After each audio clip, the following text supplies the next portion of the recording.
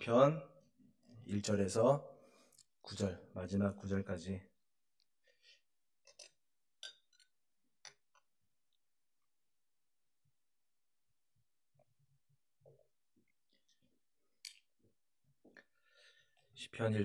이 시편 1절에서 9절까지 한 절씩 교독하시겠습니다.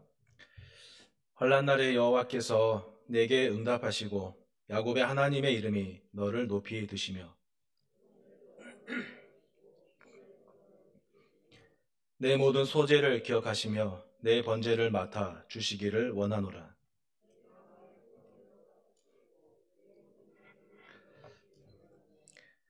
우리가 너의 승리로 말미암아 계가를 부르며 우리 하나님의 이름으로 우리의 깃발을 세우리니 여호와께서 내 모든 기도를 이루어 주시기를 원하노라.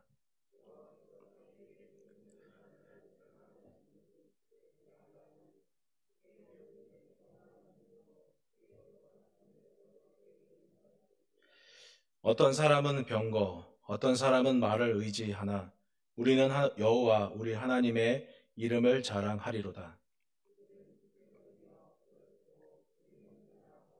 다 함께 여호와여 왕을 구원하소서. 우리가 부를 때에 우리에게 응답하소서. 아멘. 옆에 계신 분들하고 한번 인사 한번 하시죠. 예, 반가우실 텐데. 예. 앞뒤로 이럴 때 진짜 한번 인사해야 될 것 같습니다.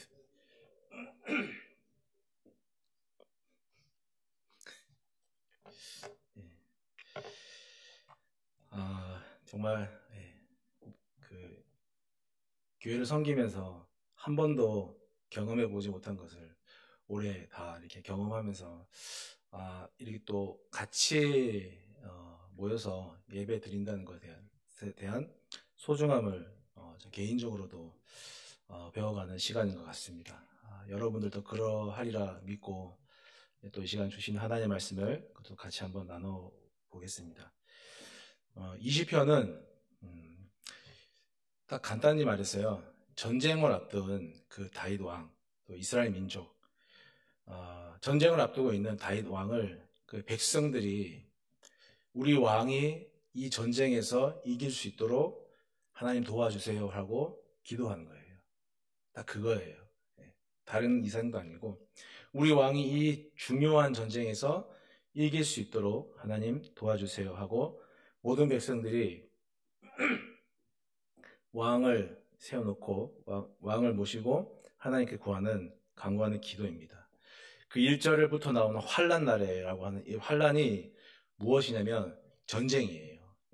아주 중요한 접전을 앞두고 있는 그 전쟁 직전의 상황인데, 이스라엘 백성들이, 이스라엘 나라가 하나님이 허락해 주신 땅을 정복하기 위해서 전쟁을 하잖아요.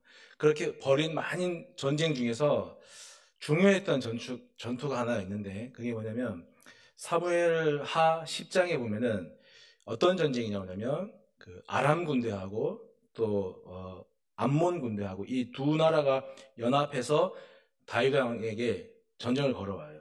근데 그 전쟁이 참 중요한 거예요.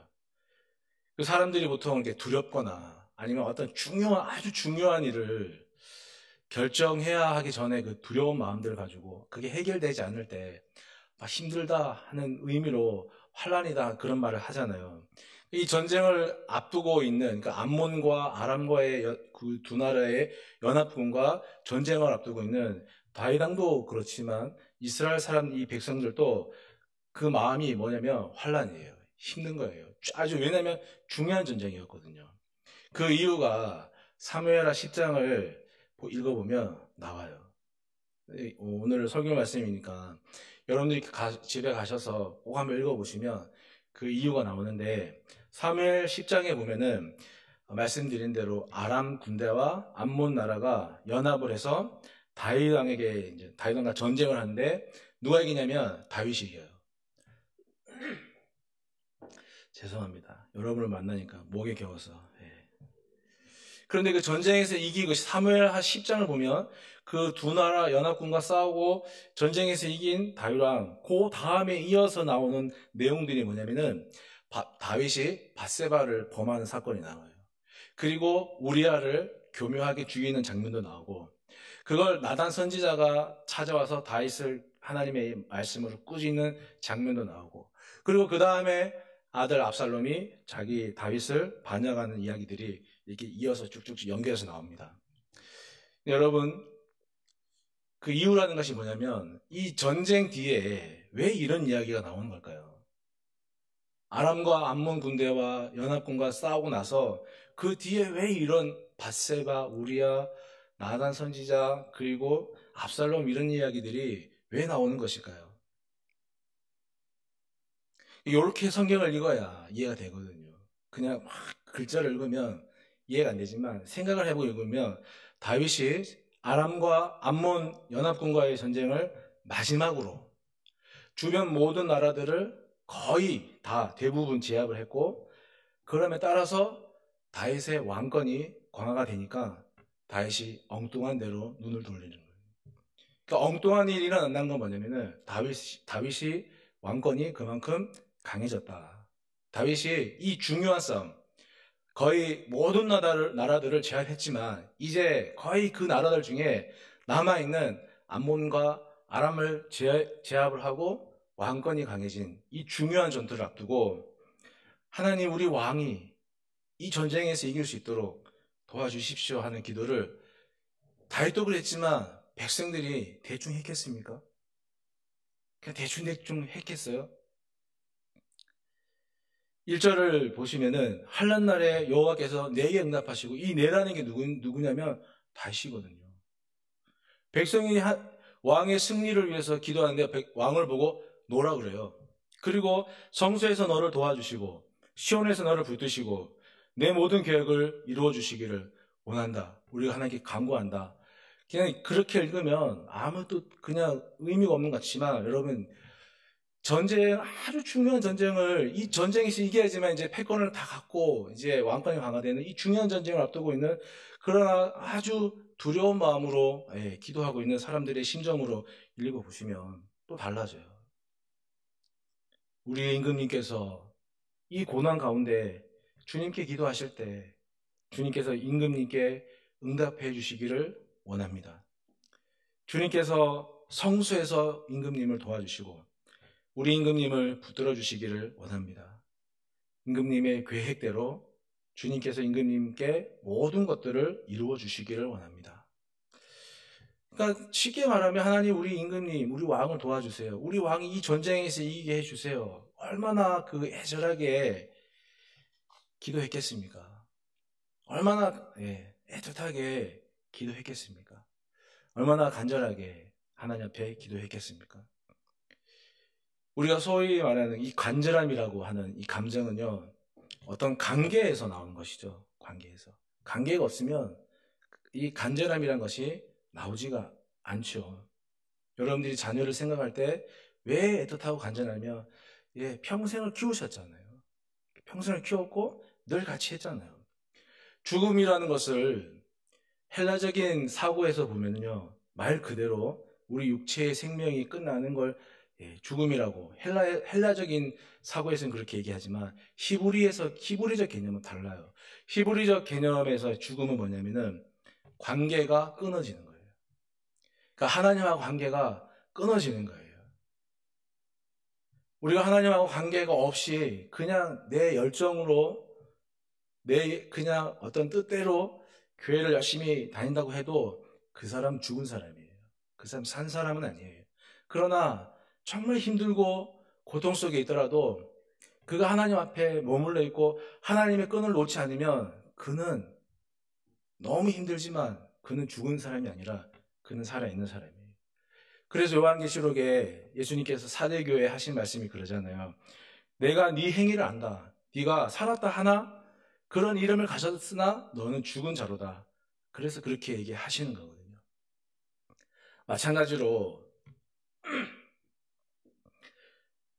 환난 날에 힘들고 어려울 때 우리가 하나님의 이름을 부르지 않는다면 그런 성도는 죽은 겁니다. 우리가 요즘 새벽기도 때 예레미야 말씀을 보잖아요. 여러분들이 예레미야 말씀 떠올리시면 제일 기억에 있는 말씀이 33장 3절이시겠죠. 너는 내게 부르짖으라. 내가 내게 응답하겠고 크고 은밀한 일을 내게 보여주겠다. 그렇게 말씀하셨는데 하나님께서 너는 내게 부르짖으라 할 때 내게 부르짖으라 그 말이 무슨 말일까요? 하나님 나오세요 오바. 그러면 저쪽에서 하나님이 알겠다 하고 오바하고 뚝딱하고 응답하는 게 뭐 그런 건가요? 내가 부르면 하나님께서 즉각 응답하고 막 해야 되는 그런 게 너는 내게 부르짖으라 내가 바로 응답하겠다. 그런 걸까요? 아기를 낳고 다들 키워보셨으니까 잘 아실 테지만 세상에 태어나는 어떤 아기도 있잖아요. 태어나서 아주 자연스럽게 누워있다가 뒤집고 그 다음에 일어나고 그리고 걷는 애가 한 명도 없습니다. 애가 누워있다가 몸 뒤집으려고 하면은 어때요? 그냥 확 뒤집어지던가요? 그걸 막 몇 번씩 해도 안 되죠. 그걸 뒤집어진 거 엄마가 보면 막 전화하고 난리죠. 우리 애가 걸었다 할 정도로 거짓말하고. 근데 그 몸을 한번 뒤집으려면은 막 수백 번 실패하잖아요. 일어나 걸으려고 하려면 얼마나 많이 넘어지겠습니까? 그런데 참 신기한 거는 그 아이들이, 갓난 아기들이 막 뒤집으려 하고 그 다음에 일어나려고 하는 그걸 아무리 많이 실패해도 어때요? 포기하지 않아요. 끝까지 해요. 끝까지. 어떤 애도 10번 하다가 100번 하다가 이거 뭐 뒤집는 거는 일어나는 거는 내 운명이 아니야. 그냥 천장만 보고 살자 하는 애기가 없어요. 포기하지 않고 끝까지 하잖아요. 저도 3명을 이렇게 키워보면서 신기한 것은 그 가난할 때는 뒤집으려고 막 발버둥치고 일어나려고 하다가 주저앉고 그 다음 달려가려 하다가 또 넘어지고 하던 그 애들이 막 수백 번, 수십 번, 수천 번 그렇게 실패를 해도 포기하지 않던 애들이 나이가 들면서 점점 쉽게 포기하는 것을 보게 되는 거예요. 여러분, 하나님은 전지전능하시죠. 전능하신 분이지만 독단적인 분은 아닙니다. 우리가 기도하면 하나님은 우리에게 해야 할 몫을 남겨두시고 응답하시는 거예요. 몫을 남겨두시는 응답이라 그 말입니다. 가령 우리가 가정의 문제를 위해서 기도할 때 하나님이 우리의 가정의 문제를 갑자기 기도한다 해서 갑자기 해결해 주시는 그런 응답이 아니라 그 문제를 해결할 수 있는 지혜를 주시거나 아니면 그 문제를 다른 시각으로 바라볼 수 있는 안목을 주시거나 그런 걸 통해서 응답을 하시는 거죠. 우리가 경제적인 문제를 가지고 하나님 이걸 해결해 주십시오 하고 기도할 때 열심히 기도하잖아요. 그런데 하나님은 그냥 응답해 주시는 것이 아니라 어떤 식으로 우리에게 응답하시냐면은 이걸 해결할 수 있는 사람을 만나게 하기도 하시겠지만 그 돈이 없어도 용기를 가지고 살아갈 수 있는, 꿈을 가지고 살아갈 수 있는 삶을 바라보게 하는 그렇게 우리에게 응답하시는 거잖아요. 어쨌든 간에 중요한 것은 하나님께서 우리에게 응답하실 때 우리가 행할 몫을 남겨두시는 응답이라는 거예요. 그런데 우리는 기도를 어떤 식으로 생각하고 오해를 하냐면은 기도하면 하나님이 100% 응답하시고 물론 그것은 맞죠. 그러나 내가 기도하면 하나님이 100% 응답하시고 우리는 그 기도를 그냥 누린다라고만 생각을 하는 거예요. 그러다 보니까 우리의 신앙이 수동적이 되고 의존적이 되어가는 거죠. 물론 우리가 하나님을 의존하는 것이 나쁜 것이 아니죠. 그거는 반드시 있어야 되는 것이죠. 그런데 하나님 우리가 맨날 누워서 천장 뒤집지도 못하고 일어나지도 못하고 그냥 누워서 천장만 보는 그런 신앙이 아니라 우리가 하나님 손을 잡고 하나님이 우리의 몫으로 남겨두신 그것들을 우리가 사용할 줄 아는 하나님만큼 수준이 높아지는 그런 신앙인이 되기를 바라시는 겁니다. 우리가 너무 기도 만능주의에 빠져 있습니다. 평상시는 아니다가도 힘들고 내가 어려우면 나도 모르게 기도 만능주의 빠지는 거예요. 그게 뭐냐면 기도만 하고 자기가 감당해야 할 일을 노력을 하지 않으면서 모든 걸 다 하나님께 떠맡기는 거예요. 하나님 알아서 해주세요. 맡겨드립니다. 여러분 기억해 보십시오. 출애굽 당시에 히브리인이라고 다 당연하게 출애굽한 거 아닙니다.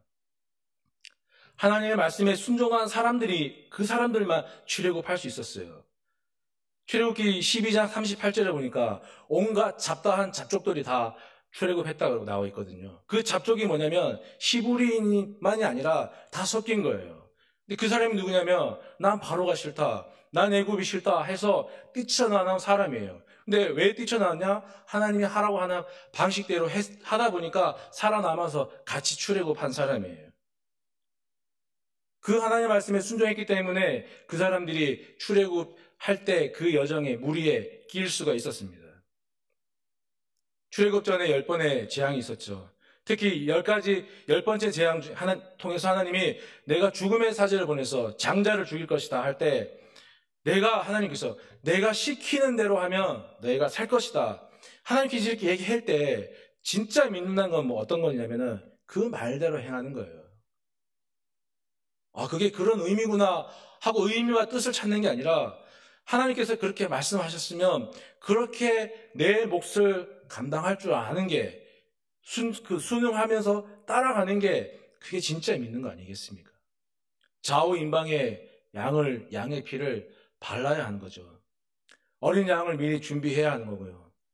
쓴나물도 미리 준비해 놓아야 되고 누룩을 썩지 않는 무교병도 미리 준비해 놔야 되고 그리고 급히 먹어야 되고 하나님이 가라고 하면 했으면 가야 하는 거예요. 여리고성을 주겠다 하는데 여러분 가만히 있으면 그 여리고성이 주어집니까? 여리고성을 주겠다는 그 하나님의 약속을 믿는 자의 순종이 있어야지만 그 여리고성을 이스라엘이 차지할 수 있는 거예요. 무엇을 믿는 겁니까? 무엇을? 하나님의 방식을 믿는 거예요. 하나님께서 우리에게 일하시는 방식을 믿는 거예요. 6일 동안 한 바퀴 돌라고 했으니까 6일 동안 한 바퀴 도는 거예요. 7일째는 7바퀴 돌라고 했으니까 도는 거예요. 그 모든 과정 속에 침묵하고 있다가 하나님이 소리 지르라고 할 때 막 그동안 쌓아왔던 것들을 모든 음성을 폭발시켜갖고 막 소리 낼 때 그런 하나님의 방법을 믿는 것이 순종이에요. 그리고 그렇게 순종하는 사람이 그 여리고성을 차지한 거예요. 그래서 순종한 사람이 믿는 것이고 믿는 자가 순종하는 거예요. 그렇게 믿고 순종했더니 하나님이 여리고성을 주신 것처럼 우리도 마찬가지 아니겠습니까? 우리도 환난 날에 우리 개인의 우리 가정의 어려운 때에 환난의 때에 이게 해결되지 않는 그런 문제를 만났을 때 하나님의 이름을 믿고 부를 때 그 환난의 때에 하나님께서 내가 틀림없이 너희를 도와줄 것이다 하신 말씀대로 우리에게 이 모양 저 모양으로 응답하실 것이 아니겠습니까? 우리가 믿는 하나님은 여기 1절 뒷부분에 나와 있는 것처럼 야곱의 하나님이에요. 야곱의 하나님. 하나님이 야곱과 고향으로 돌아오는 야곱과 씨름하시면서 야곱의 이름을 모르는 것도 아닌데 갑자기 야곱의 이름을 묻습니다. 네 이름이 뭐냐 했더니 야곱이 제 이름은 야곱입니다 하니까 그렇게 대답하죠. 왜 이름을 묻겠습니까? 혹시 생각해 보신 적이 있으신가요? 왜 하나님이 야곱의 이름을 모르는 것도 아닌데 왜 야곱의 이름을 물으셨을까? 야곱의 이름을 묻는 것은 이런 거라고 저는 생각합니다. 야곱아, 너는 이제까지 네 이름의 뜻대로, 그러니까 남을 속이고 뜯어먹고 하는 네 이름의 뜻대로 네 평생 살아오지 않았느냐? 그런데 이제 나와 겨루어서 네가 이겼으니까 이제 내가 너에게 새로운 이름을 주겠다. 이 이름에 걸맞게 네가 새로운 인생을 살아가라. 그런 다짐을 하라고 이름을 알면서도 하나님이 네 이름이 뭐냐라고 야곱에게 물으시는 거예요. 그러면 하나님은 어떤 분입니까? 여러 가지 하나님의 이름 계시지만 그 중에 하나님의 이름 가운데 우리가 가장 잘 아는 임마누엘, 우리와 함께 하시는 하나님이죠. 우리가 하나님의 이름을 부르면 하나님이 우리에게 임재해 오시고, 또 하나님의 능력으로 우리의 어려움들을, 하나님의 이름을 부르는 사람들의 어려움들을 도와주신다라고 오늘 성경 속에 약속하셨잖아요. 전쟁을 앞두는 사람들이 부르짖을 때 말씀하셨잖아요. 우리가 하나님의 이름을 부르면 단순히 이름을 부르는 게 아니라 그 자리에 하나님의 능력을 오셔서 우리의 그 해결해야 할 부분들을 이 모양 저 모양 갖가지 방법들로 우리를 도우신다고 약속하셨잖아요. 제가 언제 이렇게 저녁에 거실에서 자는데요. 자려고 누웠는데 갑자기 눕자마자 갑자기 온 몸에 닭살이 돋고 소름이 끼쳤어요. 그래서 뒤를 돌아볼 수가 없는 거예요.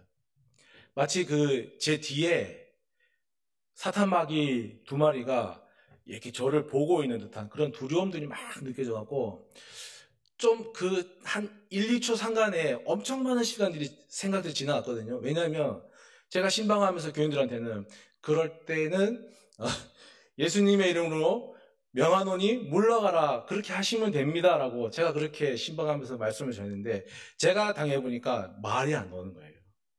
너무 두려워서.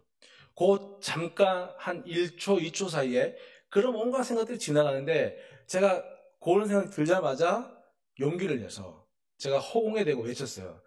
너 내가 누군 줄 알고 나한테 까보느냐, 예수님의 이름으로 명령하니 너 물러가라. 말이 마치자마자 너무 신기한 거는 온몸에 막 이렇게 돋았던 닭살들이 다 사라지고 두려움이 아니라 용기가 생기면서 제가 이렇게 뒤를 돌아보니까 아무도 없었어요. 물론 제 개인적인 일이었고 체험이었고 고백이지만 저는 그렇게 믿습니다. 내가 하나님의 이름을 부르면 하나님이 그 자리에 능력으로 오셔서, 그게 아무리 작고 크든 간에 내가 하나님께 도움을 요청하면 하나님이 그 자리에 오셔서 우리가 그 길을 헤쳐나갈 수 있도록 도와주신다 하는 그런 분이라는 것을 저는 믿습니다. 여러분도 믿습니까? 이렇게 물으면 당연히 아멘할 수밖에 없는 거예요. 야곱의 기도를 듣고 그를 환난에서 구원하신 것처럼, 그런 하나님이신 것처럼 우리가 도움을 요청하면 우리 환난에서 우리를 구원하시는 그분이 바로 야곱의 하나님이에요. 야곱 개인의 하나님이 아니라 야곱의 기도를 통해서 야곱을 환난에서 구원하신 하나님인 것처럼 모든 사람이 하나님께 구하면 모든 사람에게 하나님께서 도와주신다는 그 하나님이 야곱의 하나님인 거예요. 근데 우리의 모습을 보면 사실 어떻게 하나님께 기도하는 것이 부끄러울 때가 참 많죠. 부끄럽기도 하고 죄송한 마음도 엄청 많이 들 때가 한두 번이 사실 아닙니다.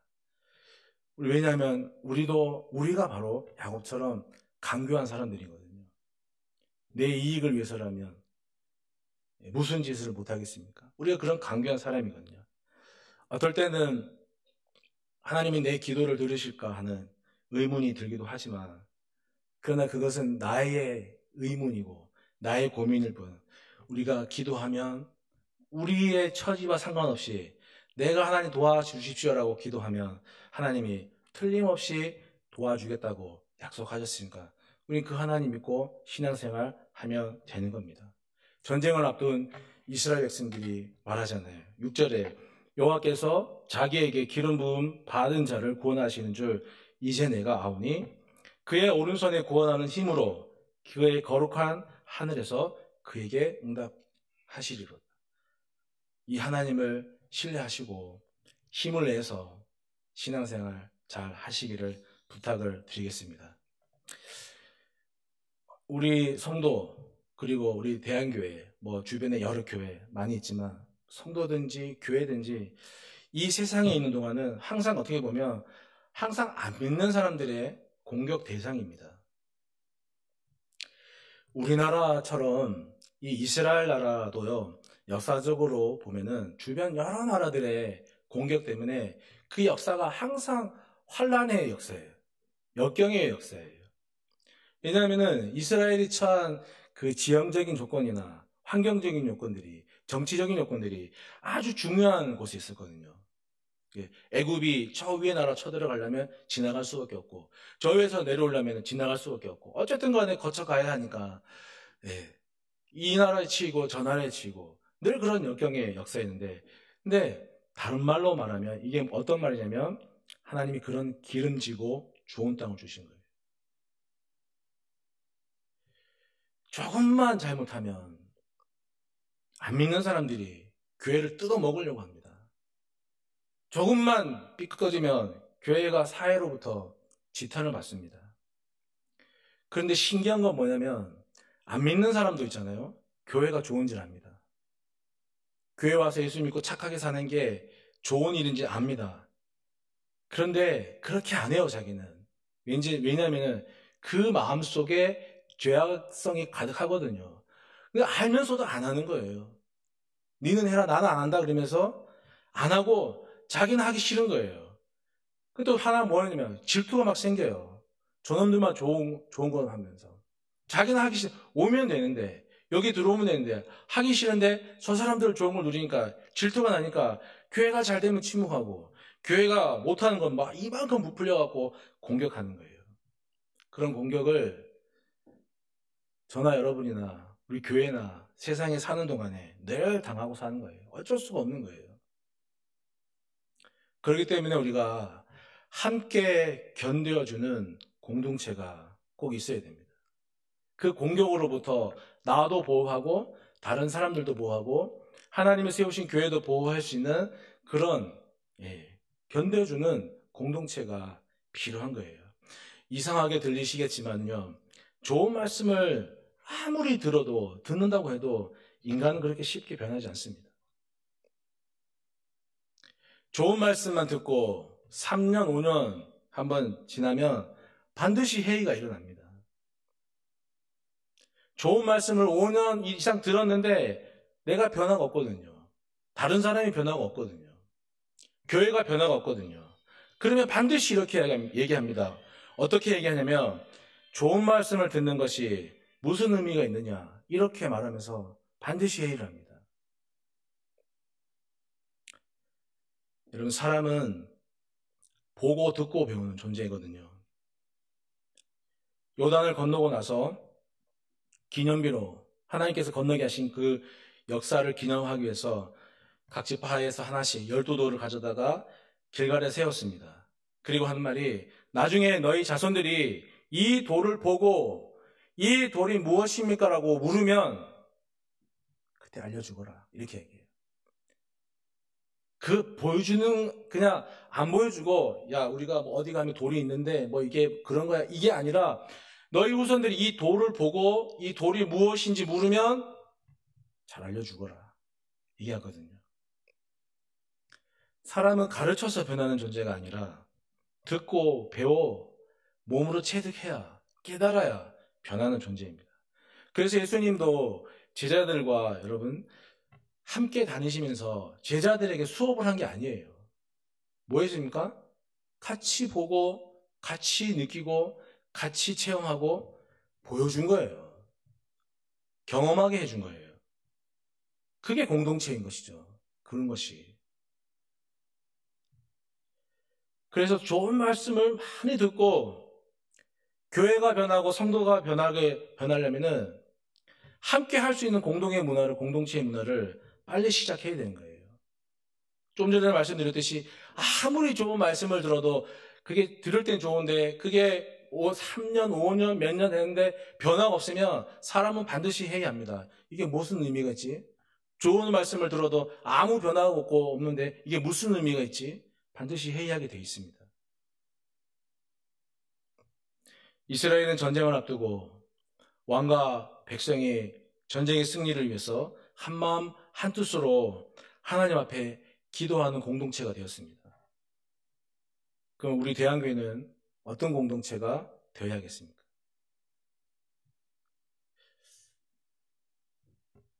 이게 내어 버려둔다 하는 거. 네가 하고 싶은 대로 해라. 그냥 내어 버려둔다는 거. 이게 신학적으로 말하면 유기라고 하는데, 내어 버려두는 거, 이것은 로마서에도 나와 있지만 성경이 말하는 최고의 심판이에요. 하나님 우리가 어떤 것을 하더라도 관여하지 않고 그래 네 하고 싶은 대로 해 그냥. 이게 최고의 심판이거든요. 내가 어떤 인생을 살건 간에 나에게 조언해 주는 사람이 아무도 없어요. 내가 잘못 살고 있는 게 좀 분명한데 뭐 내 친구나 교회 어떤 지인들, 교인도 나에게 너 그거 잘못된 거야. 너 그 좀 바꿔야 되라고 충고해 준 사람이 아무도 없어요. 내가 내어 버림당한 상태가 된 거예요. 듣는 당시에는 조금 막 짜증나고 기분 나쁠지 모르겠지만 너 그러면 안 돼 하고 따끔하게 얘기해주는 그런 사람이 있는 게 진짜 축복이죠. 그렇게 만나라고 그렇게 서로 지내라고 하나님이 우리를 교회 공동체로 만나게 하신 거 아니겠습니까? 그런데 현대교회가 그리스도 중심, 말씀 중심이 아니라 그냥 인간의 정을 중심으로 만나고 나누다 보니까 서로 막 부담스러운 얘기는 안 해요. 하기 싫은 거예요. 얘기했다가 괜히 시끄러우니까 그냥 좋게 좋게 지내는 거예요. 그런데 그 좋게 좋게 지내는 그걸 보고 뭐라 그러냐면 교제라 그러거든요.